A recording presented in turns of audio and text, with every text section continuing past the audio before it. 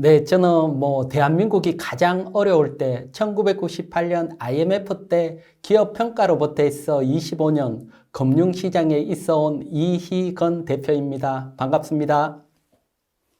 최근 또 코스피가 연초에는 굉장히 부진하다가 상당히 견조한 상승 흐름을 보이는 것으로 보여요. 이에 대해서 혹시 어떻게 생각하시는지 궁금합니다. 네, 지금은 상승 초입으로 보셔야 되고 시장은 전고점 넘어서 3,000포인트 이상 계속해서 상승을 할 겁니다. 대신 상승 초입이기 때문에 여러분들이 힘들게 하면서 시장은 상승할 겁니다. 대신 시장이 상승을 한다는 데 대해서 의심을 하면 안 됩니다. 가장 상승의 원동력으로 본다면 뭐니 해도 미국 금리 인하죠. 미국이 금리 인하를 하게 되면 달러가 약세로 가고 그러면 원화는 강세로 가고 외국인들은 강세로 가는 원화를 매수하기 위해서 우리 시장 매수할 수밖에 없습니다. 따라서 큰 돈들이 우리 시장 매수하기 때문에 우리 시장은 상승을 할 겁니다. 항상 돈들은 먼저 움직입니다. 여러분들이 상승을 할지 안 할지 의심을 할 때 큰 돈들은 먼저 움직였거든요. 차트 하나 준비를 했는데 보시면 2004년 1분기 외국인들이 15조 7,962억 매수를 했고요. 이것은 분기 사상 외국인들 최대 매수입니다. 과거 직접 매수를 보면 15년 전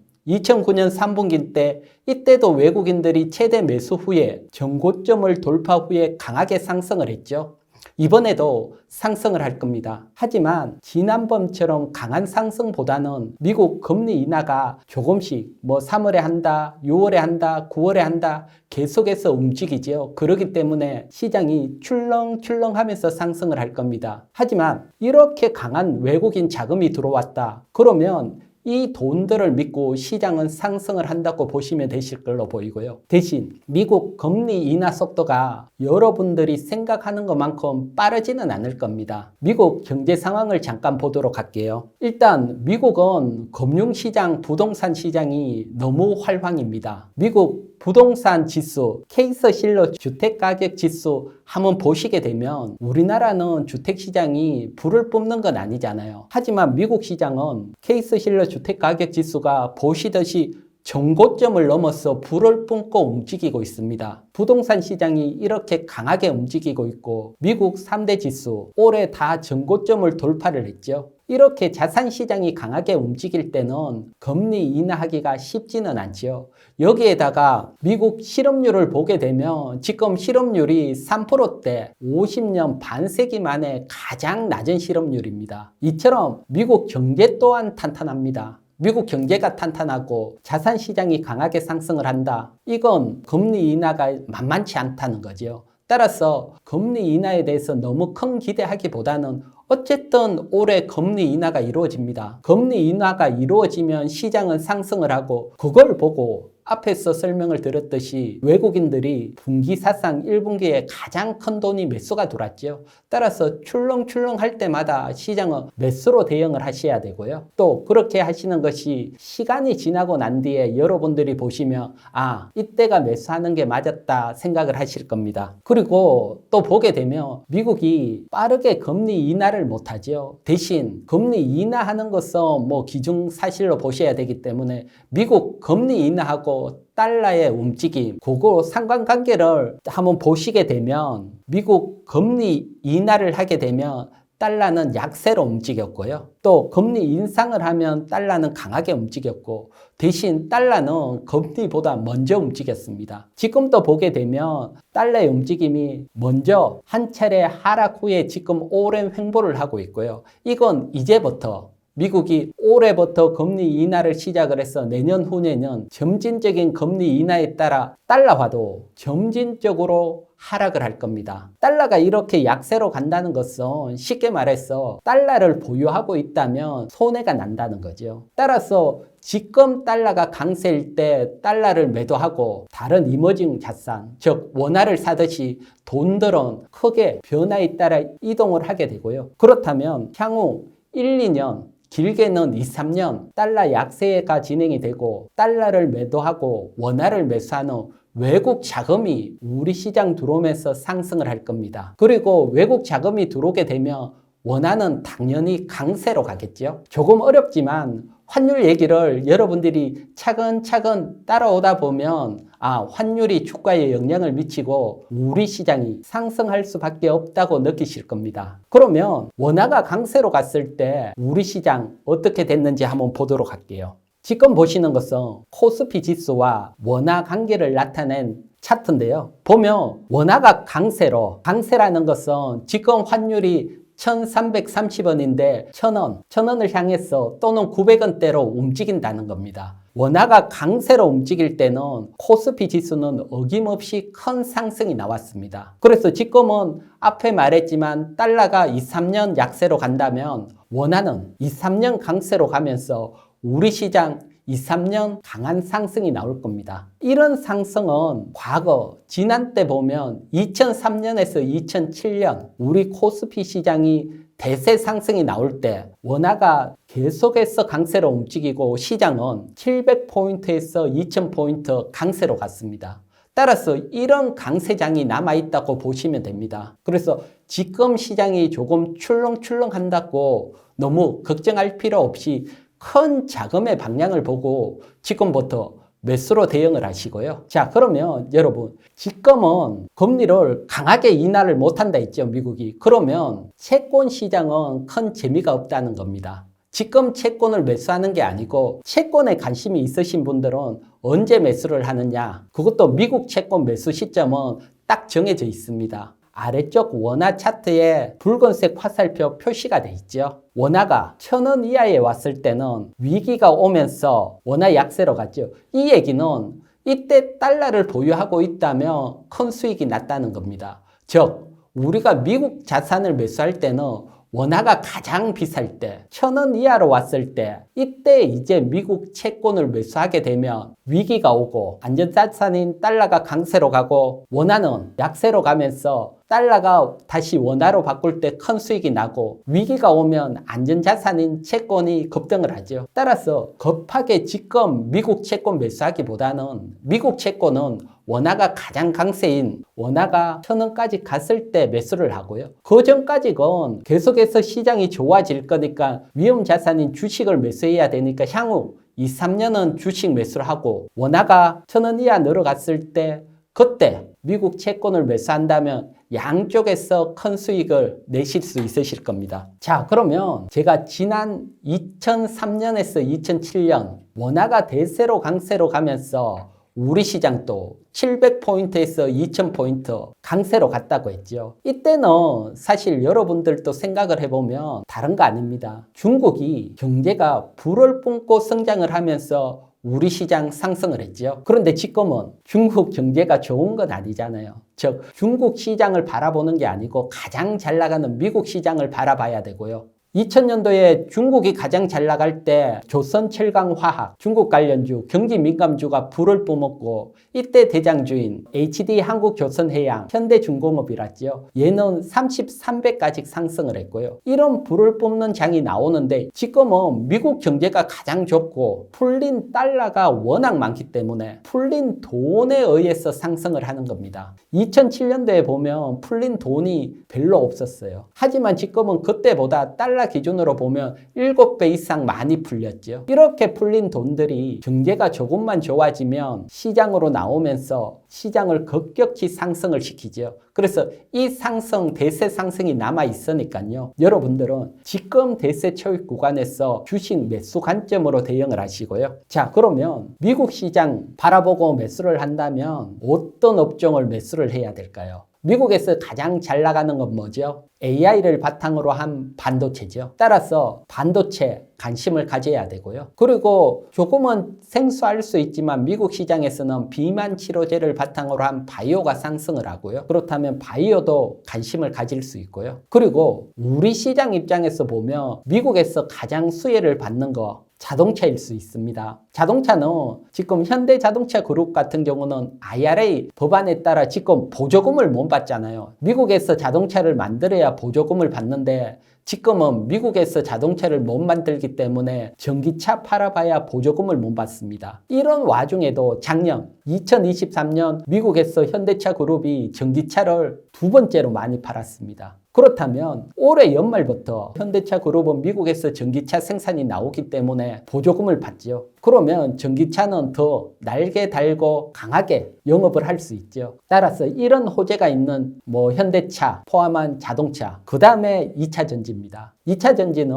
지금 우리나라하고 중국하고 치열한 경쟁을 펼치고 있지요. 하지만 미국을 포함한 북미 시장은 중국이 진출을 하지 못하죠. 우리의 든든한 어떤 시장이 되는 거죠. 따라서 2차 전지. 그래서 크게 보면 올해는 반도체, 바이오, 그리고 자동차 2차 전지. 대신 2차 전지는 지금부터 매수하기보다는 연말, 하반기로 가서 매수해야 되는데 그건 뒤쪽에서 자세히 또 설명을 드리도록 할게요. 그런데 또 최근에 보면은 이제 미국의 장단기 금리 역전으로 인해서 국내 주식시장에 위기가 오지 않을까라고 우려하시는 분들이 많이 계세요.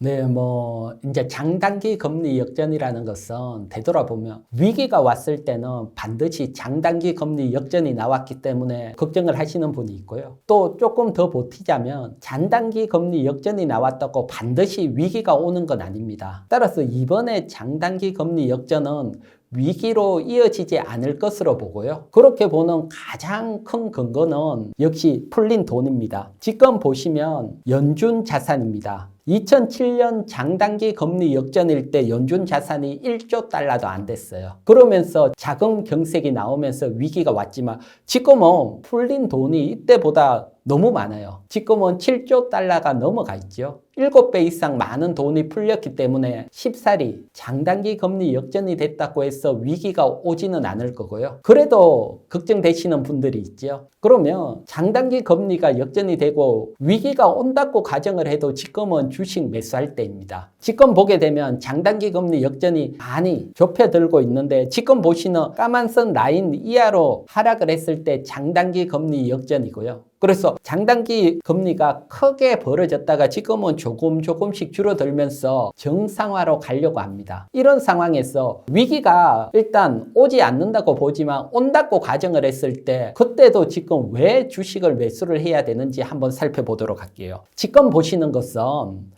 미국 다우지수 월봉 차트입니다. 다우지수 월봉 차트에 보면 제가 날짜가 있고 5개월, 4개월, 5개월 표시가 있죠. 이 얘기는 무슨 얘기냐 하면 장단기 금리, 미국 장단기 금리가 정상화되고 다우지수가 더 상승을 했다는 겁니다. 2000년도 미국 위기가 왔을 때 장단기 금리 역전해서 정상화되고 난 뒤에 지금은 아직 역전입니다. 5개월 더 주가가 상승을 후에 위기가 왔고요. 2008년 금융위기 때도 보면 2007년 장단기 금리가 역전해서 정상화되고 정상화됐는 게 2007년 6월입니다. 그리고도 4개월 이상 더 주가가 상승을 했고요. 2020년 코로나 위기 오기 전에 장단기 금리가 역전이 나왔죠. 그때도 정상화되고 주가는 5개월 더 상승을 하고 위기가 왔습니다. 이 얘기는 아직 장단기 금리가 역전 상황이잖아요. 위기가 온다 해도 정상화되고 최소한 4, 5개월 더 주가가 상승 후에 위기가 온다는 거죠. 즉 위기가 온다 해도 지금은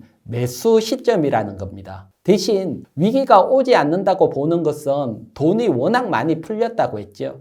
그걸 구체적으로 보면 지금 보는 그래프는 상업은행 지급준비금입니다. 이 얘기는 쉽게 얘기를 하면 미국 대형은행, 큰 은행들이 중앙은행에 맡겨놓은 돈이 얼마나 많은지 그걸 보여주는 겁니다. 그래서 2007년 위기 오기 전까지는 여러분 맡겨놓은 돈 자체가 없었습니다. 하지만 지금은 3조 달러 이상 어마어마한 돈들을 중앙은행에 맡겨놨기 때문에 언제든 찾아오면 되고요. 이렇게 큰 풍부한 유동성을 가지고 있기 때문에 웬만한 위기가 오더라도 이 풍부한 유동성으로 헤쳐나갈 수 있다는 겁니다. 그래서 지난 위기하고 지금은 풀린 돈이 너무 많기 때문에 위기가 오지 않고요. 위기가 오지 않는다는 것은 이제 이렇게 많이 풀린 돈들이 세상으로 나오면서 시장은 급등을 하고 그러면서 거품을 만들면서 자산이 크게 상승하는, 어떻게 보면 여러분들 인생에 있어서 가장 강한 상승이 지금부터 시작이 되는 시작점일 수 있습니다. 따라서 너무 장단기 금리의 역전에 대해서 걱정할 필요 없고요. 걱정이 되시는 분들은 장단기 금리 정상이 되고 한 4개월, 5개월 됐을 때 비중을 조금 줄이시는 전략으로 대응을 하시면 되실 거고요. 그게 아니신 분들은 계속해서 시장 상승을 보고 가시면 되시고요. 말씀하신 대로 올해 한국 주식시장에 대해서 어느 정도 기대를 좀 해도 될 것 같은데요. 특히 좀 관심을 가져야 할 섹터는 무엇이 있을지 궁금합니다. 섹터는 앞에도 말했지만 지금은 미국 달러가 워낙 많이 풀려서 가는 거고 또 지금 세계에서 가장 강한 경제를 보이고 있는 것은 미국이죠. 따라서 미국 관련주에 매수를 해야 되고요. 또 반대로 생각을 하게 되면 지금 가장 안 좋은 나라는 중국이죠. 중국 관련주는 또 피해야 된다. 이게 나오는 거죠. 먼저 미국 쪽에 생각을 해보면 미국에서 가장 잘 나가는 거 반도체. 사실 반도체는 미국뿐만 아니고 글로벌적으로 잘 나가고 있습니다. 이웃나라 일본만 보더라도 반도체 섹터가 1분기 워낙 크게 상승을 했고요. 사실 반도체 강국은 우리나라인데 우리나라보다 일본이 더 상승했다. 이건 좀 그렇지 않아요. 그래서 향후 반도체 섹터는 매수할 수밖에 없고 또 외국인들이 우리 시장에 들어오면서 상승을 할 거니까 외국인 시각에서도 반도체가 가장 좋다는 거죠. 미국의 엔비디아 가장 강하게 상승을 했듯이. 그래서 반도체 관련주 매수를 해야 되고요. 그 다음 미국이 우리 시장을 보호해주는 그런 측면도 있죠. 그건 2차 전지인데 2차 전지는 전 세계에서 중국하고 우리하고 패권 경쟁을 펼치고 있다. 이렇게 보시면 되시고요. 그래서 크게 보면 아시아는 중국이 차지했고 유럽은 중국을 놓고 치열하게 격전지를 펼치고 북미 시장은 미국이 막아주기 때문에 우리가 장악을 했다. 이렇게 보면 되고요. 그래서 미국이 막아준 2차 전지. 대신 2차 전지는 지금 매수하기보다는 올해 하반기부터 관심을 가져야 되고 그건 또 뒤에 설명을 드리고요. 그리고 또 하나 금리 인하가 시작이 되면 그동안 어려웠던 성장주들이 상승을 할 수 있습니다. 가장 대표적인 성장주가 바이오죠. 그래서 바이오는 지금 벌써 미국 시장에서 가장 비만 치료제를 바탕으로 한 바이오주들이 강하게 상승을 하고 있으니까요. 그래서 바이오주도 관심을 가질 수 있고요. 반대로 중국 관련주, 중국 소비지라든가 이런 쪽은 조심을 하셔야 된다. 이렇게 설명을 드릴게요. 현재 경기가 좋은 미국, 수혜를 받고 있는 우리나라와 일본 이렇게 두 나라가 있다고 하셨는데 일본 시장에 대해서도 간단하게 한 말씀 해주시면 감사하겠습니다. 네, 지난달에 일본이 전격적인 금융정책 발표를 했죠. 마이너스 금리를 정상화시켰고 여기에다가 제가 판단했을 때는 뭐라 그럴까요? YCC 수익률 고성 관리도 폐지를 했고 ETF 매입 중단도 동시에 중단을 했다. 이건 전격적인 어떤 금융정책이 나왔다고 보이고요. 이건 엔화가 너무 약세로 가기 때문에 약세로 가는 엔화를 방어하려고 전격적인 이런 결정을 했다고 보여지고요. 그렇다면 다시 돈의 관점에서 한번 본다면 기존의 일본 정부는 마이너스 금리 그리고 수익률 곡선의 관리 그리고 ETF 매입 이걸 통해서 시장에 많은 돈들을 풀었는데 이제 푸는 돈들을 멈춘다 이 신호가 나왔죠. 그렇다면 강하게 상승하던 일본 주가도 더 이상 돈이 들어오지 않으면 상승 탄력에 따라 가려는 힘과 돈이 없어서 수익 실현을 하려는 힘과 부딪히면서 변동성이 나올 겁니다. 따라서 변동성 이후에는 결국 돈에 따라서 꺾일 확률이 높기 때문에 일본 시장에서 수익 나신 분들은 일정 부분 수익 실현을 하고요. 그리고 일본 엔화 방어를 위해서 이렇게 정적적인 어떤 금융 정책이 나왔기 때문에 엔화 약세에 배팅을 하시는 분들도 어느 정도 수익 실현을 하는 게 중요하고요. 그리고 여기에서 제가 일본 금융 정책을 통해서 여러분들에게 설명해 드리고 싶은 거 꼭 여러분들이 반드시 알았으면 하는 게 하나가 있습니다. 보시면 엔화 움직임입니다. 엔화 차트 움직임 보게 되면 엔화가 정말 계속 강세로 가다가 2013년 붉은색으로 표시했던 요 지점부터 엔화가 약세로 바뀌었습니다. 일본 주가 차트도 보면 90년 초 활황에서 계속 하락을 하다가 붉은색으로 표시된 점, 저 지점부터 강세로 바뀌기 시작을 했죠. 저 지점도 묘하게 2013년입니다. 이 얘기는 우리도 저런 현상이 나오면 무조건 주식 매수해야 된다는 거죠. 저 2013년도에 일본에 무슨 일이 있었느냐? 아베노믹스가 시행이 될 때입니다. 아베노믹스는 다른 게 아니고 일본 중앙은행도 엔화를 풀고 일본 정부도 재정적으로 엔화를 풀고 풀린 돈으로 경제를 살리겠다. 어마어마하게 돈을 풀겠다고 발표한 시점입니다. 주가 상태가 아무리 어렵더라도 어느 정부가 이렇게 막대한 돈을 푼다고 하면 그때부터는 시장이 바뀔 수 있습니다. 사실 일본 따라가면 안 되겠지만 우리도 저성장 국면이 길어지고 어느 순간 주가도 잘 안 움직인다. 그러다 보면 이제 주식시장에서 멀어질 때가 나올 겁니다. 이러다가 누군가가 나와서 우리 원화를 시장에서 풀고 한국은행도 돈을 풀고 또 정부도 돈을 풀어서 경제를 살리겠다 이런 얘기가 나오면 이때는 부자가 탄생하는 시점이기 때문에 반드시 주식을 매수해야 됩니다. 일본 금융정책이 이걸 보여주고 있으니까요. 요점 꼭 참고하셨으면 좋겠습니다. 그러면 중국 시장이 지금 안 좋으니까 이걸 지금 사놓고 나중에 회복되면 돈을 벌 수 있는 거 아니냐? 혹은 지금 미국 시장이 이렇게 불타올라 있는데 불안해서 어떻게 사냐? 이렇게 말씀하시는 분들이 분명 계실 텐데. 네, 일단 먼저 중국이 사실 지금 어려운 게 바로 해결하기는 어려워요. 보통 경제를 회복시킬 때는 돈을 풀어서 회복시키는 게 가장 일반적인 거예요. 따라서 중국이 지금보다 경제가 강하게 회복되려면 강한 돈을 풀었을 때 회복이 되는데 여러분들이 아시지만 지금 중국 같은 경우는 부동산 문제가 터져 있잖아요. 이 부동산 문제가 터졌는데 부동산 문제를 안정화시키지 않는 데서 돈을 강하게 푼다. 이건 어려워요. 따라서 한동안 중국 경제는 1, 2년 동안 부동산을 경착륙시키는데 중점을 지키고 그 이후에 돈을 풀어서 살리는 경제. 따라서 제가 판단했을 때는 중국 경제가 바닥을 잡지만 잡는 데는 2, 3년 오랜 시간이 걸릴 걸로 보이고요. 그래서 이번 상승장에서는 중국 경제가 오히려 발목을 잡는 역할을 하기 때문에 저점이라고 너무 섣불리 들어가지 말고요. 저점에서 중국 경제가 회복되려면 시간이 필요하니까 오랜 횡보를 할 수 있습니다. 따라서 중국 관련주 저점 매수보다는 중국 관련주들은 일단 피하는 게 좋고요. 미국 같은 경우는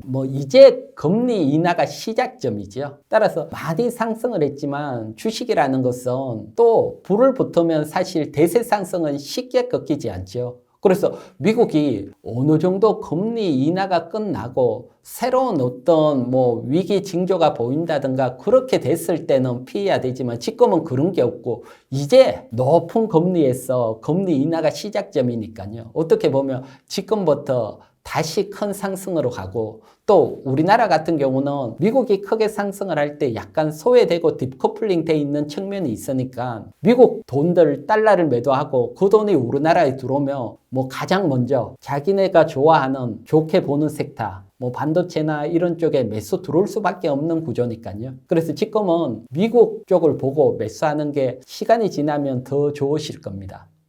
최근 이제 국내 시장 주가 상승에 견인한 주도주들이 역시 반도체라고 할 수 있는데요. 반도체 기업들이 대체 어떤 이유로 상승한 건지 알 수 있을까요? 네, 그래서 반도체주들은 제일 먼저 여러분들에게 주도 섹터가 될 거라고 설명을 드렸는데 주도 섹터라는 것은 다르게 볼 게 아니고 외국인들이 가장 많이 사는 섹터, 여기에다가 경제가 가장 좋아지는 섹터, 업황이 가장 좋아지는 섹터, 이게 주도 섹터지요. 올해 1분기 때 외국인들이 분기 역사상 우리 시장을 가장 많이 매수했다 했죠. 이때 외국인들이 어느 종목을 가장 많이 매수했을까요? 지금 보시는 쪽은 1분기 때 외국인들이 가장 많이 매수한 순위를 나타냈는데요. 삼성전자 가장 많이 매수했고 2위가 현대차, 3위가 SK하이닉스입니다. 즉 반도체는 밑에 삼성전자, 우선주까지 포함하면 어마어마하게 1분기 때 매수를 했다. 1분기에 약 외국인들이 매수한 물량의 3분의 2 정도를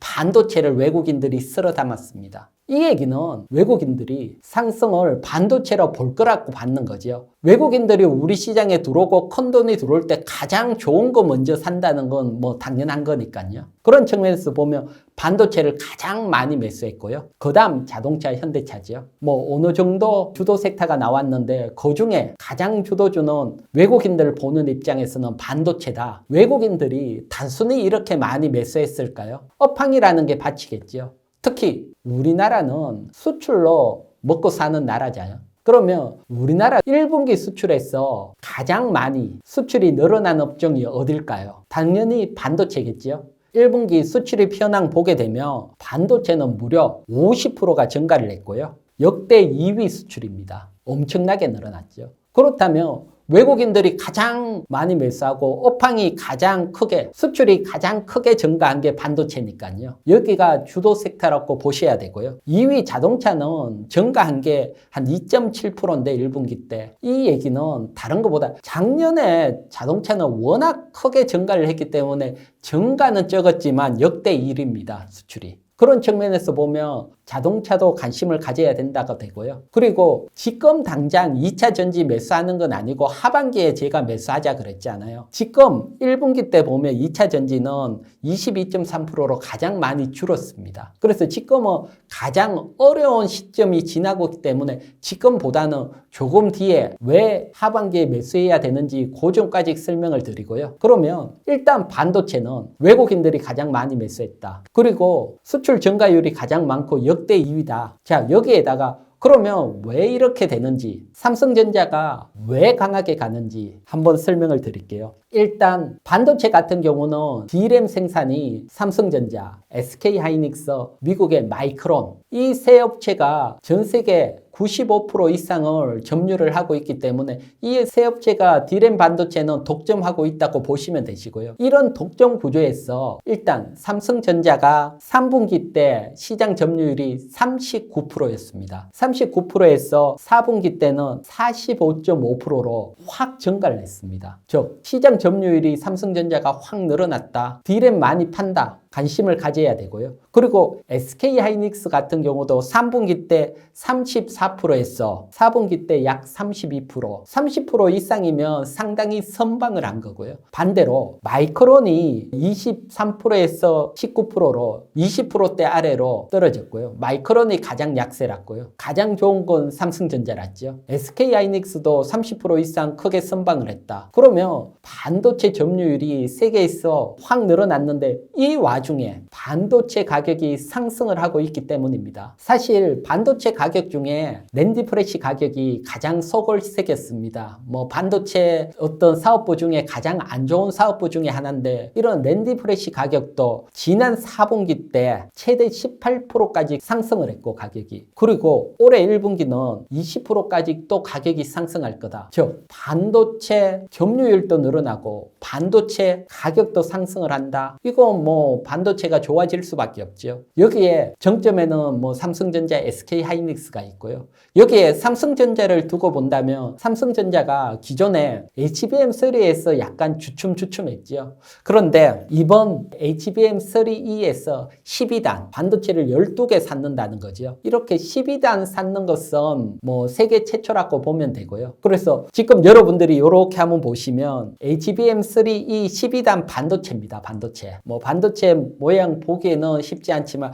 반도체고 그 옆에 엔비디아 CEO죠. 잭슨황 엔비디아 CEO가 사인을 해놨죠. 삼성전자 반도체 위에다가 어프로이드 승인을 했다. 이렇게 사인까지 했고요. 그러면 이제 삼성전자도 엔비디아의 HBM3를 납품할 수 있다. 이런 기대감이 커져 있고요. 사실 그 기대감 밑바탕에 보면 엔비디아가 HBM3 반도체를 워낙 많이 팔고 시장 90% 이상 점유를 하니까 SK하이닉스 독점 공급으로만 유지가 안 돼요. 삼성전자도 빨리 들어와야지 원활하게 반도체를 만들 수 있다는 그런 것도 깔려 있지만 어쨌든 삼성전자도 HBM 이제 본격적으로 양산 이후 납품까지 이어질 수 있겠다. 그런 기대감이 있고요. 여기에다가 정점을 찍은 게 하나가 더 있죠. 그건 실적입니다. 실적. SK하이닉스 같은 경우는 작년 4분기에 흑자로 돌아섰기 때문에 먼저 랠리가 나왔고요. 삼성전자 반도체 사업부는 이제 흑자 전환을 했습니다. 자, 그러면 흑자 전환했다는 모멘텀을 들고 얼마나 상승을 할까? D램 반도체 업체 미국 시장에 마이크론이 있다고 했죠. 마이크론 미국 시장에서 어떻게 움직이는지 마이크론 차트 한번 보도록 할게요.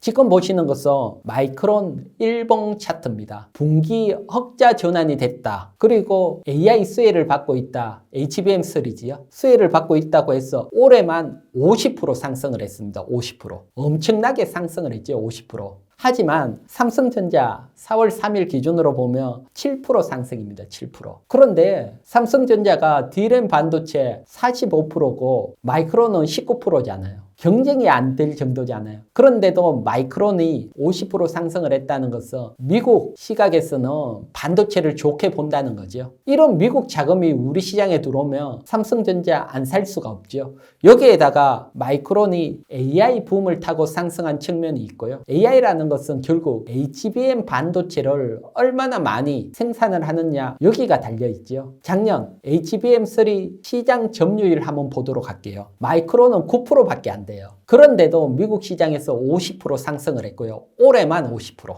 자, 그러면 시장 점유율 1인 SK하이닉스 53% 점유를 하고 있고 삼성전자 38%. 역시 AI 붐에 따르면 SK하이닉스가 가장 강하게 상승을 해야 되고 그 다음 삼성전자, 마이크론 9% 장악이니까 가장 약해야 되는데 주가는 마이크론의 50% 상승입니다. 삼성전자, SK하이닉스 지금 매수를 해놓으면 외국인 자금이 들어오면서 상승을 한다는 게 마이크론을 통해서도 우리가 알 수가 있죠. 자, 그러면 반도체는 지금 이렇게 상승을 했는데 매수해도 될까 걱정하시는 분도 있잖아요. 뭐 사실 걱정할 필요 없고 반도체 업황을 보게 되면 이제 좋아지기 시작을 합니다. 반도체 D램 가격 중에서도 YOY 이 얘기는 D램 반도체 가격이 작년보다 상승을 했는지 하락을 했는지 나타내는 겁니다. 지금 그래프를 보게 되면 D램 반도체 YOY는 명확하게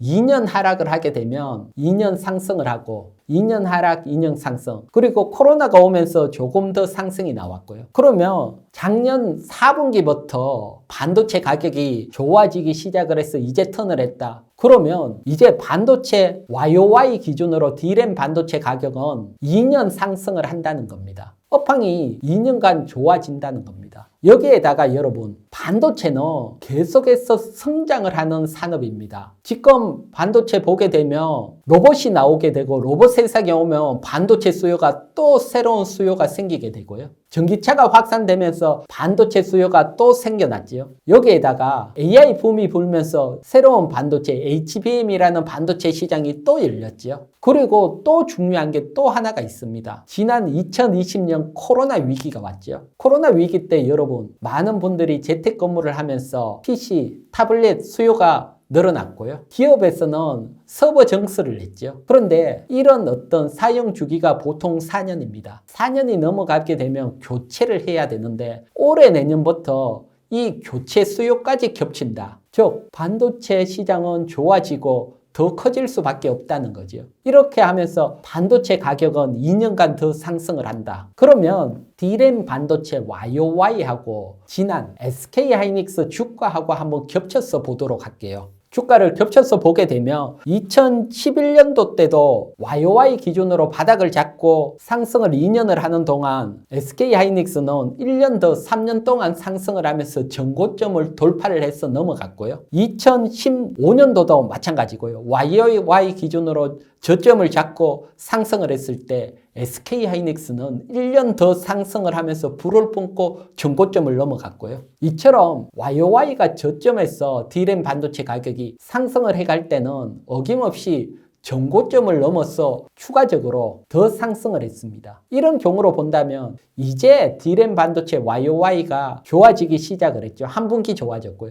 앞으로 2년간 좋아지고 그렇다면 SK하이닉스 주가는 향후 2년 플러스 알파 기간 동안 상승을 할 수 있다는 거죠. 지금도 어떻게 보면 반도체는 이제 상승을 시작하는 시점이라고 보시면 됩니다. 너무 올라서 걱정을 할 필요는 없고요. 업황적으로 보나 또 외국인 자금 수급적으로는 보나 반도체는 관심을 가져야 되고요. 따라서 반도체가 없으신 분들은 지금 일정 부분 매수하고 SK하이닉스나 삼성전자가 최근에 일정 부분 상승한 측면이 있으니까 일정 부분 매수하고 20일 이동평균선까지 조정이 나오는 동안 계속해서 조정이 나오면 분할로 매수한다 생각을 하시고요. 매수해놓고 오늘 내일 상승을 한다. 이건 욕심이잖아요. 그거보다는 지금 보듯이 한 2년간 보유한다. 주가가 흔들리더라도 이를 꽉 깨물고 여러분들이 한 2년 이상 보유하신다면 생각보다 큰 수익이 나실 걸로 보여집니다. 현재 대장 기업들 외에 소부장 기업들에 대한 전망은 또 어떤지 궁금합니다. 네, 먼저 설명을 드리면 소부장 대장주인 한미반도체죠. 한미반도체가 사실은 너무 불을 뿜고 어떻게 보면 시세가 폭발을 해버렸습니다. 그래서 지금 위치에서 추격 매수하는 것은 제가 판단을 했을 때는 욕심이 이승을 앞서가는 자리다. 실적을 보게 되면 한미반도체 같은 경우는 2023년 작년도 실적이 재작년도보다 영업이익이 64% 줄었고요. 아무리 기대감이 크다 하더라도 펀더멘탈을 계속 유지하기는 쉽지 않습니다. 따라서 너무 크게 한미반도체처럼 갖는 종목 지금은 추격하는 건 아니고요. 지금 시장은 앞에서도 설명을 드렸지만 마이크론이 미국 시장에서 50% 가고 삼성전자가 상승을 하는 배경에 보면 흑자 전환, 턴어라운드 됐다는 기대감을 가지고 턴어라운드라는 실적을 가지고 상승을 하고 있죠. 그렇다면 반도체 소부장 중에서도 실적을 보고 이제는 주가를 볼 때다. 즉 기대감으로 봐왔다면 지금까지 이제는 실적을 통해서 반도체 소부장주를 봐야 되고요. 그렇다면 작년도 실적 기준으로 보면 상대적으로 실적이 좋은데 안 움직이는 종목 보게 되면 AP 시스템이라든가 웰덱서 이런 종목들이 실적을 좋은데 아직 안 움직였고요. 그리고 또 이제는 계속해서 시장이 좋아지고 가격도 오르고 출하량도 증가가 되죠. 이렇게 됐을 때는 반도체 장비주보다는 반도체 소재주, 반도체 만들 때 하나라도 더 만들면 수혜를 받는 소재주들이 상승을 하는 측면이 있습니다. 그래서 소재주 관련해서는 ENF 테크놀로지나 동진 세미캠 정도 관심을 가질 수 있고요. 그리고 최근 반도체 특징이 테마가 불면서 움직이는 특징이 있고요. 테마로 벌써 크게 상승한 것보다는 가장 최근 테마로 움직임이 나온 GST 정도 압축해서 보시면 되실 걸로 보입니다. 이들 종목은 또 기본적으로 어느 정도 또 실적도 받치고 있으니까요. 삼성전자 반도체 사업부 흑자 전환 모멘텀을 타고 또 어느 순간 실적에 대한 부각이 나올 수도 있으니까 소부장주들은 이렇게 압축해서 한번 보시도록 합니다.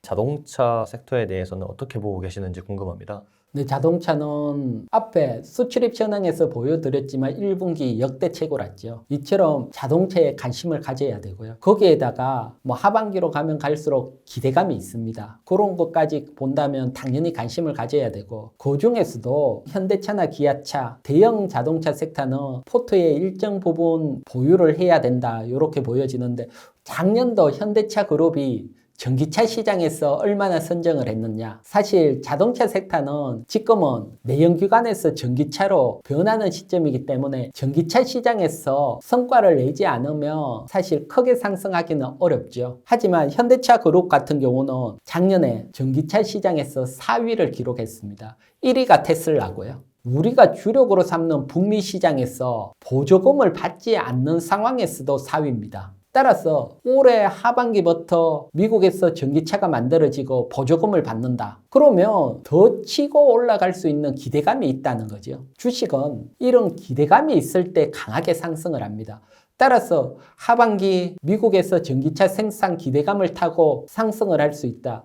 전기차 측면에서 보더라도 호재가 있다. 올해는 이렇게 보여지고요. 그 다음 사실 자동차가 최근에 정부가 밸류 프로젝트 하기 전까지는 상승이 약했습니다. 상승이 약한 이유 중에 가장 큰 이유가 뭐가 있었냐면 작년에 실적이 너무너무 좋았어요. 작년 실적이 너무너무 좋았기 때문에 올해 실적이 피크아웃 될 거다. 그래서 실적이 좋은데 주가에 반영이 되지 않았어요. 하지만 1분기를 본다면 정보사 리포트처럼 실적이 확 나빠지거나 그러지는 않고 있어요. 여러분 자동차는 실적이 좋다 나쁘다. 제가 지금 1분기 실적 발표도 안 났는데 어떻게 여러분들에게 이런 얘기를 할까요? 그건 여러분들이 공시를 보면 여러분들도 알 수 있습니다. 현대차나 기아차는 매월 1일 그러니까 매월 시작하는 첫 영업일 날 지난달 차량을 얼마나 팔았는지 공시를 하고 있습니다. 그러니까 3월이 지나가면 자동차를 얼마나 팔았는지 공시가 나와 있지요. 그래서 작년도보다 자동차를 많이 팔았는지 안 팔았는지만 봐도 실적을 알 수 있으니까 추정이 가능하죠. 제가 1분기 현대차가 자동차를 얼마나 팔았는지 준비를 했는데요. 작년 1분기보다 올해 1분기는 마이너스 0.9% 감소를 했습니다. 살짝. 해외 수출은 뭐 2.6% 증가하면서 최대를 기록을 했고요. 그렇다면 이제 실적이 반영이 돼야 되는데 실적 반영은 기준점을 어떻게 잡느냐? 월봉 차트를 통해서 한번 설명을 드릴게요. 지금 보시는 게 현대차 월봉 차트입니다. 보면 2021년 고점, 2013년 고점, 지금 고점까지 갔다가 조정을 받고 있는데 2021년 이럴 때보다 실적이 어마어마하게 훨씬 좋아졌어요. 실적이 좋아졌는데 올해 피크아웃 될 거라고 반영이 안 됐지만 실적적으로 본다면 자동차 판매적으로 본다면 그렇게 줄지 않았기 때문에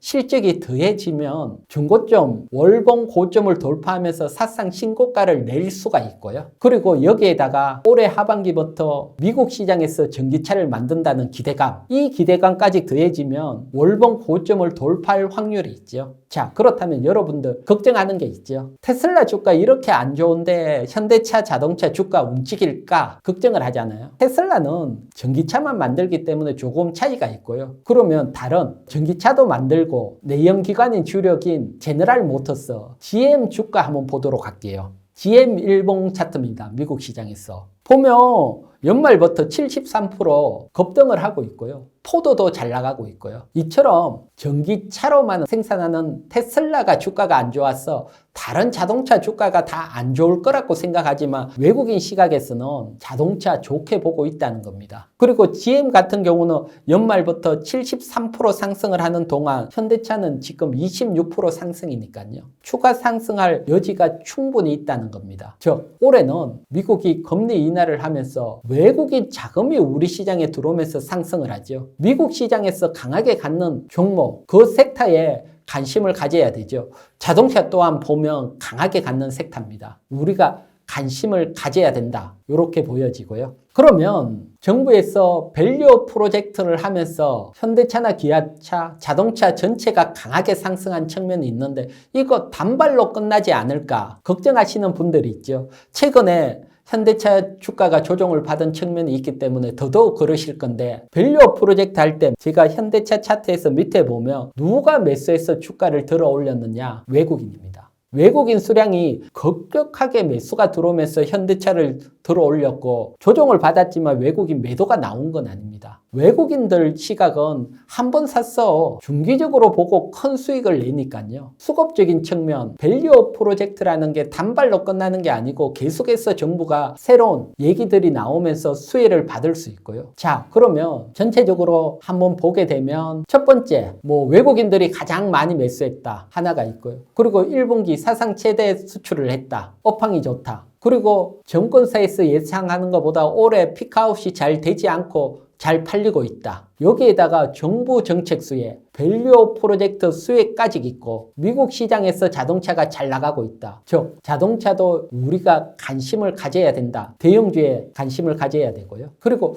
중소형주 같은 경우는 생각보다 퍼포먼스가 약합니다. 약하지만 중소형주 관심이 있으신 분들은 팁을 하나 드리자면 현대차가 올해 하반기부터 미국에서 전기차 생산을 하기 때문에 미국 같이 진출한 기업, 미국에 공장 진출해 있는 자동차 부품주, 그리고 그중에 실적이 호실적이 나오는 종목, 그런 종목에 관심을 가지면 도움이 되고요.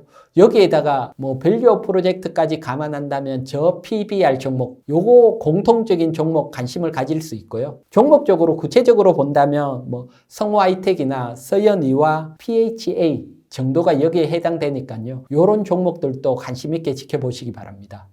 엄청난 성장세를 보여주던 2차전지 섹터가 고점 대비 거의 절반가량 빠진 상태가 되었어요. 올해 2차전지 섹터 전망은 어떻게 보시나요? 네, 올해는 일단 핵심 광물 섹터가 가장 먼저 움직일 걸로 보여지고요. 그 다음 양극재라든가 어떤 소재 쪽은 조금 시간이 필요하고 하반기부터 관심을 가지면 될 걸로 보고요. 먼저 핵심 광물 살펴보게 되면 왜 먼저 움직일 것이냐, 그건 크게 보면 두 가지 시각이 있습니다. 핵심 광물 중에 리튬 가격이죠. 사실 리튬 가격이 계속해서 하락하면서 2차전지 소재 전체적으로 가격 압박을 줬다. 하지만 이제 2차 전지 중에 리튬 가격 하나 악재는 해결이 되어가는 모습입니다. 리튬 가격 움직임 보게 되면 뭐 작년에 계속해서 하락을 하다가 작년 연말부터 올해 초까지 바닥을 잡고 그리고 2월 말부터 반등이 시작이 됐습니다. 리튬 가격이 반등이 나오고 된다. 그러면 실질적으로 핵심 광물 리튬 관련 사업을 하는 쪽에서는 직접적인 호재가 될 거고요. 2차 전지 소재 쪽에서도 마찬가지죠. 그동안은 리튬 가격 하락에 따라 재고 손실이 생겼는데 이제 재고 손실은 없어졌다. 어떻게 되면 재고 쪽에서도 수익으로 나올 수 있는 환경이 바뀌었다. 그래서 악재 하나는 없어졌고 이 악재가 하나가 없어지고 가장 수혜를 받는 건 역시 리튬을 직접적으로 관련이 있는 기업이죠. 포스코 홀딩스죠. 또 자회사를 들고 있는 에코프로다 보시면 되시고요. 여기에다가 리튬 가격 하나로만 반등이 나왔다고 뭐 올해 주도가 되겠다 그건 아니고 하나가 더 있습니다. IRA 법안입니다. IRA 법안을 보게 되면 올해 우리가 핵심 광물에 관심을 가져야 될 이유가 하나가 더 생기게 되죠. 그동안 IRA 입법에 따라서 올해 시작하는 올해 1일 1일부터는 뭐 양극재, 음극재, 뭐 분리막 전해질, 뭐 배터리 4대 부품은 북미 시장 제조 또는 조립한 쪽에서 사용을 해야지 뭐 보조금을 받는 거죠. 여기에서 올해는 핵심 광물은 제외가 돼 있었습니다. 따라서 올해 배터리 4대 부품들이 수혜를 받기 전에 작년, 재작년 크게 움직이고 수혜를 받기 전에 먼저 움직이죠. 그런 측면에서 본다면 내년부터 핵심 광물도 이제 정말 미국에서 제재가 들어가기 때문에 핵심 광물 관련주들은 올해 상승할 확률이 높고 하반기로 가면 갈수록 더 상승할 확률이 높죠.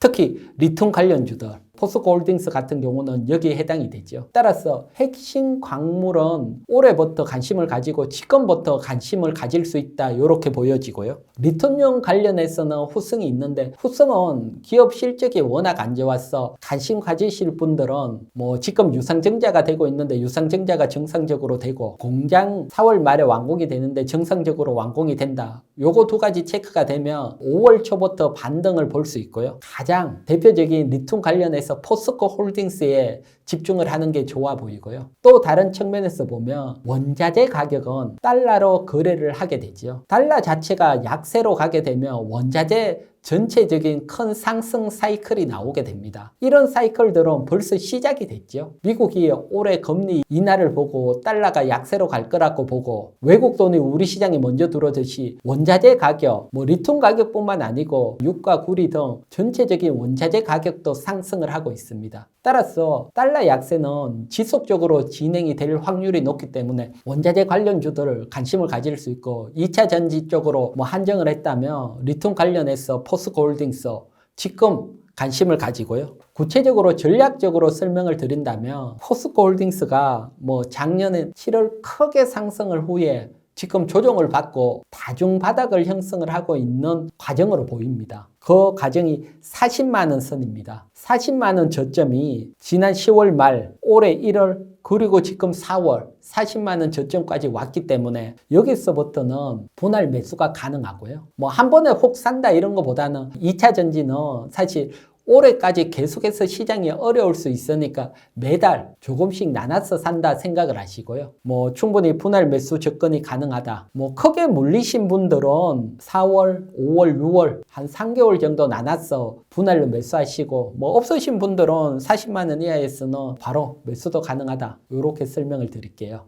그런데 또 이제 2차 전지가 아무래도 소재에 굉장히 큰 영향을 받는데 또 양극재 가격이 요즘 워낙 문제잖아요. 네, 그래서 제가 2차 전지 전체적으로 보면 하반기부터 관심을 가지자는 게 아무래도 양극재 가격이 계속 하락을 하고 있다. 요 지점입니다. 양극재 판가가 얼마나 하락을 하고 있는지 수출 가격 단가를 한번 보게 되면 수출 판가 기준으로 작년에 25.8% 하락을 했습니다. 이렇게 하락을 하게 되면 뭐 바로 상승을 하기는 어렵죠. 하락이 조금 멈추는 시점을 기다려야 되고요. 하지만 1분기에도 하락이 계속 이어질 확률이 높습니다. 지금 전기차 시장에서 뭐 어떻게 보면 치킨 게임을 하고 있죠. 특히 중국 같은 경우는 비아디 같은 경우는 1만 달러 이하 친환경차를 내면서 내연기관차보다 사졌다 그러고 있고, 거기에 맞서서 테슬라도 뭐 1월, 2월, 3월 중국 시장에서 계속해서 가격 인하 경쟁을 같이 펼치고 있고요. 윗단에서 전기차가 이렇게 가격 인하 경쟁을 펼친다는 것은 전기차의 가장 비싼 배터리 가격 인하를 받고, 배터리에서 가장 가격이 비싼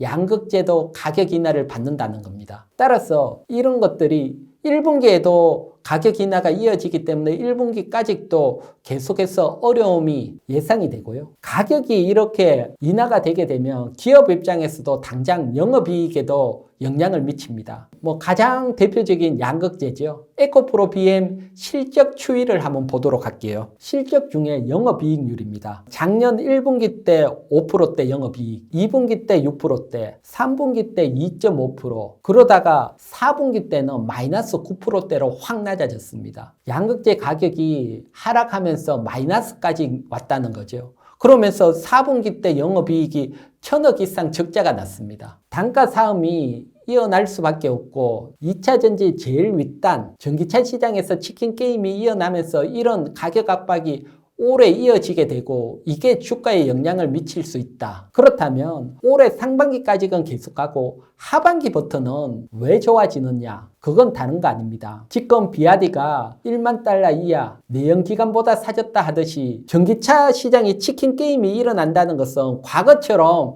다른 업체가 죽는 건 아닙니다. 현대차 그룹이 가격이 싸다고 해서 전기차를 안 만드는 건 아니죠. 모든 자동차 섹터들은 전기차를 만들게 되고, 이 가격 압박은 결국 전기차 대중화로 이어집니다. 전기차가 대중화된다면 전기차가 많이 팔리고 다시 소재 기업들이 상승을 할 수가 있고요. 이게 내년부터 시작이 된다는 겁니다. 이건 제가 이렇게 얘기를 하는 것도 있지만, 가장 먼저 올해 실적 컨퍼런스 콜에서 LG 에너지 솔루션이나 삼성 SDI에서도 이런 얘기를 했고요. 그러면서 내년부터는 본격적인 전기차 시장 시대가 오면서 전기차가 다시, 배터리 시장이 다시 좋아진다. 그러면서 양사들은 계속해서 미국 투자를 이어간다고 했습니다. 저도 같은 시제각이고요. 그러면 테슬라에 대해서 모건 스탠리, 애담 조나스죠. 뭐 테슬라를 계속 좋게 얘기했던 이분 모건 스탠리 리포트를 보게 되면 마찬가지입니다. 2024년 적자까지 예상을 했다가 2025년, 2026년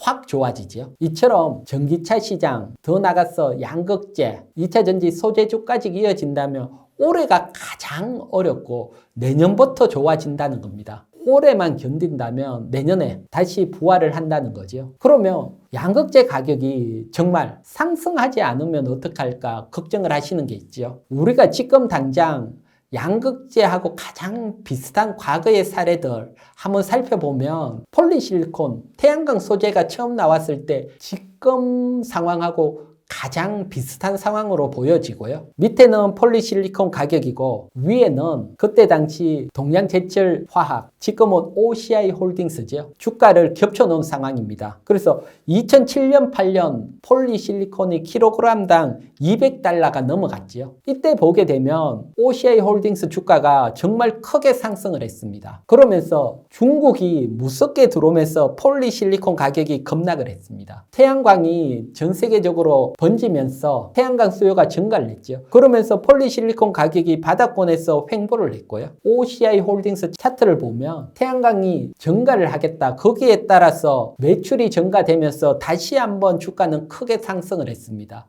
이때 보게 되면 폴리실리콘 가격 증가한 건 아니에요. 따라서 지금 제가 보는 것은 이 지점, 전기차 시장이 수요가 증가하면서 양극재 가격이 크게 상승을 하지 않더라도 바닥만 잡으면 수요 증가에 따라 큰 상승이 나온다. 이렇게 보여지고, 사실 태양광 때보다는 지금이 훨씬 유리할 때입니다. 태양광일 때는 사실 중국이 어느 나라 상관없이 모든 게 침투하면서 장악을 해 들어갔지만, 지금 전기차 시장은, 북미 시장은 미국이 막아주고 있고, 유럽 시장에서도 중국 전기차에 대해서 중국 보조금에 따른 거 아니냐고 조사가 들어가게 되지요. 그래서 태양광 때보다는 시장 환경이 훨씬 좋아졌기 때문에 뒤쪽 전기차 대중화에 따른 상승을 기대할 수 있고, 특히 LG 에너지 솔루션이나 삼성 SDI가 내년에 미국 시장에 지금 어려운 환경에서 계속 투자를 하는 이유, 중국이나 유럽보다 미국 전기차 침투율이 낮다는 겁니다. 전기차 침투율 보게 되면 뭐 미국을 포함한 북미가 한 9%가 안 됩니다. 9%가. 하지만 중국은 거의 30%죠. 전기차 대중화가 오면 북미 시장이 크게 성장을 한다는 겁니다. 유럽도 벌써 20%니까요. 트럼프 대통령 후보가 안 좋은 얘기를 하지만 침투율로 보면 결국 전기차를 갈 수밖에 없는 상황입니다. 대선 기간 또 뭐 다양한 얘기가 나오고 흔들리더라도 큰 걱정은 안 하고요. 내년부터 전기차 대중화가 나오고 뭐 판매 단가가 멈추기만 하더라도 과거 양상처럼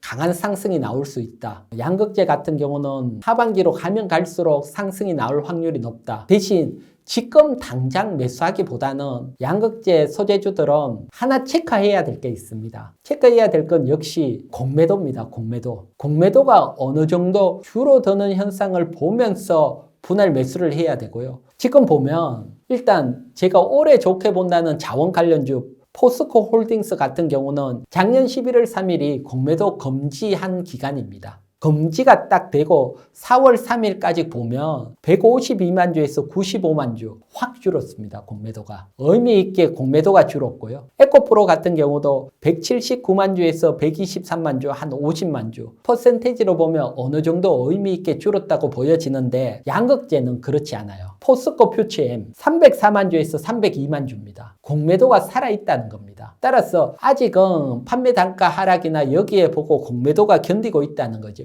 이런 공매도가 한 50만 주 이상 훅 주는 과정, 이런 과정들을 살펴보고 그걸 확인 후에 매수해도 되니까 하반기로 가면 이런 공매도가 줄어들 걸로 보고요. 에코프로 BM은 조금 줄었죠. 504만 주에서 뭐 한 464만 주. 대신 워낙 많았기 때문에 퍼센테이지로 따지면 광물보다는 훨씬 적은 측면이고요. 따라서 뭐 공매도가 뭐 11월 3일 기준으로 봤을 때 한 30% 이상 줄어든다. 그리고 판매 단가가 하락이 멈춘다. 요 두 가지를 체크하면서 하반기로 가면서 양극재라든가 소재주 매수 타점을 잡아보시면 뭐 충분히 내년도에는 또 큰 수익을 낼 수 있을 걸로 봅니다. 2차전지 소재를 좀 세분화해서 각각 기업들에 대한 이야기를 좀 들어볼 수 있을까요? 네, 뭐 그거 짧게 일단 먼저 뭐 배터리에 들어가는 게 양극재, 음극재, 분리막, 전해질 정도가 있는데 여기에 따른 대장주들을 우리가 먼저 알아야 되죠. 대장주를 제가 정리를 한번 해봤는데요. 양극재는 에코프로 BM, 포스코 퓨처엠. 그다음 양극재 원료가 되는 전구체에는 에코앤드림과 에코프로 머티가 있습니다. 사실 전구체 대장주 같은 경우는 에코프로 머티인데 하지만 에코프로 머티는 향후 2, 3년 접근하기는 어려워 보입니다. 에코프로 머티 같은 경우는 신규 상장이 되고 또 주가를 끌어올리면서 코스피 200에 특례 편입이 됐습니다. 사실 과거에 이렇게 특례 편입이 되는 종목들은 어김없이 2, 3년간 다 조정을 받았습니다. 신규 상장 후에 무리하게 주가를 끌어올렸기 때문에 나오는 현상이고요. 따라서 이번에도 그런 측면에서 본다면 조심을 해야 된다. 반등시마다 비중 축소 한 2, 3년간은 조심을 해야 되지 않을까 보여지고요. 그 다음 분리막 같은 경우는 WCP 정도 관심을 가질 수 있고 지금 위치는 낮은 위치니까요. 천천히 분할 매수는 가능하지만 뭐 앞에 업황 설명을 드렸죠. 될 수 있으면 6월 넘어가면서 하반기 지나가면서 매월 조금씩 분할 매수 접근 가능해 보이고요. 전해액 대장은 뭐 엔캠이죠. 엔캠 같은 경우는 너무 고점입니다. 지금 위치 자리는 뭐 욕심 자리로 보여지고요. 아예 한 3, 4개월 있고 계시면 121 이동평균선이나 큰 조정이 나오고 하반기 정도 되면 관심을 가지시고요. 음극재는 유일하게 대장주라고 제가 표시했는 게 대주전자재료 유일하죠. 이 대주전자재료는 지금도 뭐 분할 매수 가능해 보입니다. 당장 한 번에 사기보다는 소재 쪽 앞에 업황 설명드렸듯이 전기차 치킨 게임이 일어나니까요. 한 3, 4개월 나눠서 분할 매수한다 생각을 하시고 매월 뭐 조금씩 사면 될 걸로 보이고요. 대주전자 재료는 뭐 지금부터 분할 매수 가능하고요. 전해액 원료로 쓰이는 뭐 리튬륨, LiPF6 돼 있는 리튬륨, 후성 같은 경우는 사실 큰 적자가 났거든요. 적자가 났기 때문에 당장 매수하기보다는 지금 적자에 따라 유상증자를 하는데 유상증자 상장이 정상적으로 되고 상장이 되는지 살피고 또 공장이 4월 말 완공이 되니까요. 유상증자 상장일도 4월 30일, 공장 완공일도 4월 30일이니까 모든 게 완공이 되면 정상적으로 되면 5월 초에 접근을 하고 반등 정도만 노리시는 게 좋아 보입니다. 그리고 대표님이 이제 공시를 이용해서 또 중소형주를 발굴하고 이런 방법을 많이 사용하신다고 들었습니다. 이에 대해서 간단하게 설명 부탁드리겠습니다. 네, 사실 뭐 공시하면 어렵잖아요. 사실 여러분들이 공시를 보게 되면 크게 상승하는 종목들 찾을 수가 있습니다. 우리나라는 돈이 움직이면 반드시 공시를 하게 되어 있기 때문입니다. 간단하게 설명을 드리면 이렇게 볼게요. 우리나라는 정려를 하는데 정려세가 많이 들지요. 한 주가 만 원짜리 100만 주를 아들에게 정려한다고 가정을 하면 100억입니다. 100억. 100억에 따른 정려세 다 내지는 않겠지요. 주가가 하락해서 5천 원이 되면 50억에 따른 정려세만 내면 되니까요. 주가가 더 하락하면 정려세가 더 적어지죠. 이 얘기는 무슨 얘기냐고 하면 경영권 승계를 위해서 정려를 한다고 공시가 나온 기업은 그때가 최대 주주가 봤을 때 주가가 가장 낮다고 판단할 때입니다. 세금이 그때가 가장 적으니까요. 정려라는 공시는 정려, 명확하게 공시에 나오니까요. 정려 공시만 잡더라도 사놓고 기다리면 크게 수익이 날 수 있고요. 회사 최대 주주가 주식을 계속 사요. 주식을 사게 되면 5% 룰에 따라 주식 매수했다고 공시가 나오죠. 최대 주주가 한 20만 주 이상 그것도 장 내에서 매수했다. 최대 주주가 왜 자기 회사 주가를 한 20만 주 이상 매수할까요? 회사를 가장 잘 아는 사람이잖아요. 이런 사람이 매수했다는 것은 그 최대 주주가 가지고 있는 회사가 저평가됐다고 판단을 한 겁니다. 우리가 기업 분석하는 것보다는 최대 주주가 기업 분석을 했는 게 훨씬 효과적이죠. 따라서 이런 어떤 최대 주주가 장 내에서 지분 매집했다. 이런 공시가 나오는 종목, 이런 종목들 매수하면 크게 가고요. 우리 시장에서는 큰 돈들, 주식을 매수하거나 정리하는 것들도 돈들이잖아요. 이런 돈들의 변화가 생기는 공시, 여기에 집중을 하시면 여러분들 크게 상승하는 종목 찾으실 수가 있으실 겁니다. 공시 공부를 처음 하시는 분들은 이희경 경제TV에 오시면 공시에 따른 매매 전략, 다양한 매매 전략들이 있으니까요. 공시 공부 지금이라도 시작해 보시기 바랍니다. 각 나라별 주가 상승의 차별화가 되게 심화되고 있잖아요. 우리나라 증시는 아직 정고점 돌파도 못하고 거기에 대해서 박탈감을 느끼는 분들도 많이 계실 것 같아요. 개인 투자자분들께 조언 한마디 부탁드립니다. 네, 뭐 사실 우리 시장이 다른 나라 비해서 못 움직이고 어렵고 특히 뭐 우리 시장은 안 된다 이렇게 생각하시는 분들이 많은데 사실은 어떻게 보면 지금부터 되는 시점입니다. 지금 안 된다고 다른 쪽으로 가면 원화 강세가 나오면서 어려워질 수 있고요. 그거보다는 앞에 외국인들이 왜 1분기에 여러분 우리 시장이 분기 사상 최대 매수를 했을까요? 그건 우리 시장이 된다고 본 거죠. 큰 돈의 움직임을 바라보고 우리도 따라가야 됩니다. 외국인이 우리 시장 역사상 1분기 때 최대 매수를 했다. 거기에 중점을 찍고 지금 어렵더라도 우리 시장 매수로 대응했을 때 또 좋은 결과로 이어질 것으로 봅니다. 즉 외국인 수급을 믿고 지금 우리 시장 매수 관점으로 접근하시기 바랍니다.